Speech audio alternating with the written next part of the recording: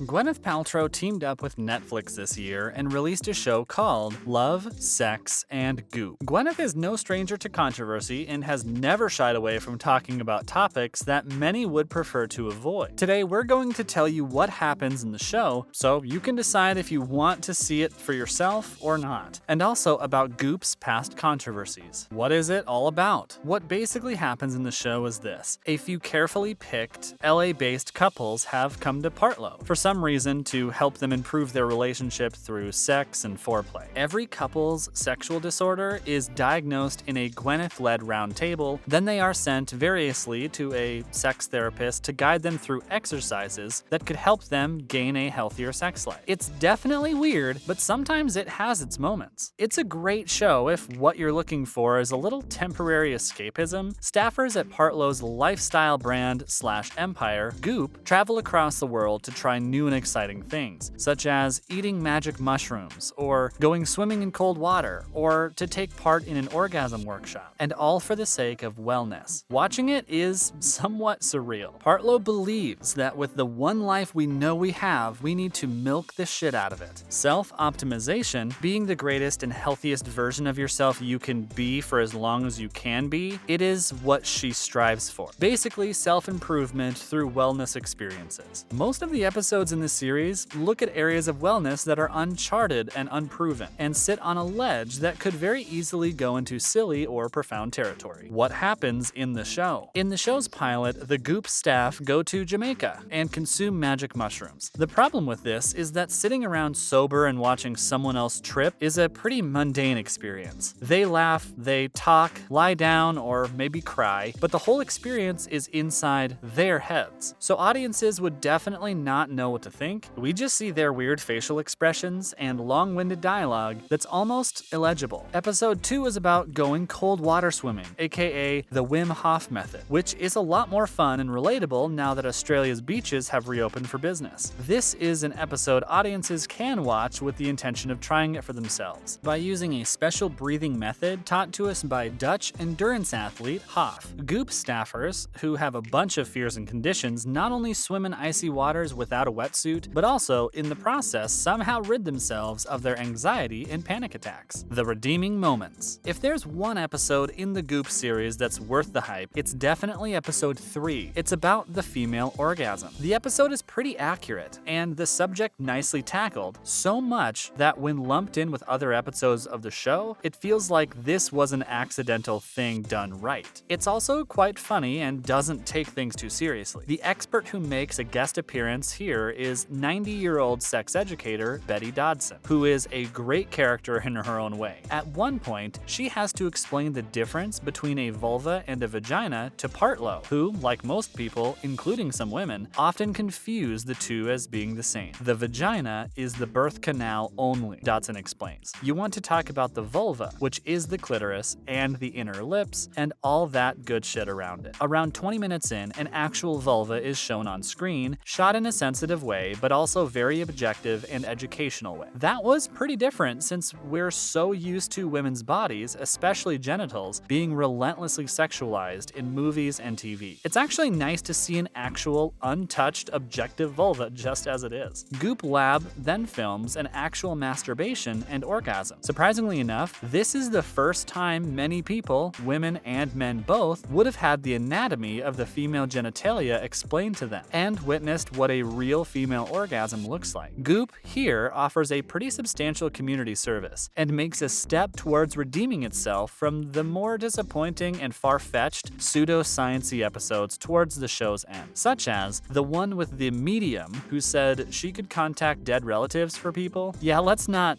talk about those. Most controversial Goop moments over the years. Gwyneth Paltrow launched Goop back in 2008, and ever since then, the lifestyle brand has been slammed with controversy. She initially began it as a new age wellness newsletter for her friends and fans, and it somehow morphed into a whole website, and it's become known for promoting alternative wellness products and procedures with not the best scientific backing. Despite all of the scandal and notoriety the brand has garnered, it has persevered, and now it's the center of the star's new Netflix docuseries. Before you decide to watch it, however, take a look back in retrospect at some insane controversies from Goop's interesting and and colorful history. One of the many Goop scandals that have occurred over the years, the Great Jade Egg fiasco of 2017, is probably the most famous. Goop began selling a $66 jade egg that is claimed could make literally everything better, from orgasms and hormonal fluctuations to feminine energy when placed inside a woman's vagina. Gynecologists quickly responded to warn women that the eggs could actually be really harmful and cause adverse side effects. One of them even being toxic shock syndrome, which can be fatal too. So Goop was slammed with a $145,000 fine for its unbacked and false marketing promises. What candle? This is definitely what Goop is most well known for. The website describes the candle as having a funny, gorgeous, sexy, and beautifully unexpected scent, which is supposedly how your vagina is supposed to smell. The candle is not actually made out of vaginas, but according to the Goop website, the ingredients used include geranium, citrus bergamot, and cedar absolutes juxtaposed with damask rose and ambrette seed, things you can usually find in a vagina. Jodie Thompson of Kilburn, North London, told The Sun in an interview that she won the candle by taking an online quiz, but got the shock of her life when she went to light it. The candle exploded and emitted huge flames, with bits flying everywhere. She said, "I've never seen anything like it. The whole thing was ablaze, and it was too hot to touch. There was an inferno in the room." However, eventually Thompson said she and her partner David Snow got the whole thing under control and threw the candle out of their house, but it could have burned the whole place to ashes. They laugh now, but it definitely wasn't funny at the time. She also shared photos of the damages, showing the melted gold label on the candle's black glass holder. Another candle. Shortly after the insane success of the vagina candles, which sold out within hours by the way, she launched another line of scented candles called This Smells Like My Orgasm. According to the Goop website, Gwyneth's Climax smells like tart grapefruit, neroli, and ripe cassis berries blended with gunpowder tea and Turkish rose absolutes for a scent that's sexy, surprising, and wildly addictive. The candle comes in a box with fireworks printed on it. Paltrow said that the whole idea for this range of candles became something punk rock feminist. Apitherapy. Gwyneth first talked about her experiences with apitherapy, which is actually bee venom therapy, in 2016 before she went on to talk about how beneficial it's been for her in an article on the Goop site. While she made the insane claim that being stung by bees helped her completely heal an old wound, most of the reported benefits of apitherapy have been anecdotal and super unreliable, something a quack would probably recommend, according to research done by the BBC. One woman even passed away in 2018 after 2 years of doing the procedure. Water can feel. It might actually be possible to hurt water's feelings, if Gwyneth is to be listened to. In a May 2014 publication of the Goop newsletter, the Star wrote to her readers about Japanese scientist Dr. Masura Emoto's studies on how negativity changes the structure of water. Other scientists haven't even really tried to challenge or prove this theory, according to Vox, as the claims are much too strange to be taken seriously by anyone at all. Weird vaginal steaming. Back in 2015, gynecologists instantly responded to a Goop's article's far-fetched claims that vaginal steaming sessions, or in other words, V-steams, could offer any type of cleaning or hormone balancing to women. Pittsburgh-based gynecologist Durayan Birch, MD, told Live Science that there's no proven scientific evidence in the favor of vaginal steaming as a cleaning process. Not to mention that steaming brings with it a risk of second-degree burns, and if there's one place you really want to avoid getting burns, it's probably your vulva. Alright, that's it for today. Are you going to be watching Love, Sex, and Goop, or buying any of Gwyneth's wacky products anytime soon? Comment down below and let us know. Before you go, don't forget to like this video and subscribe to our channel. Until next time, bye.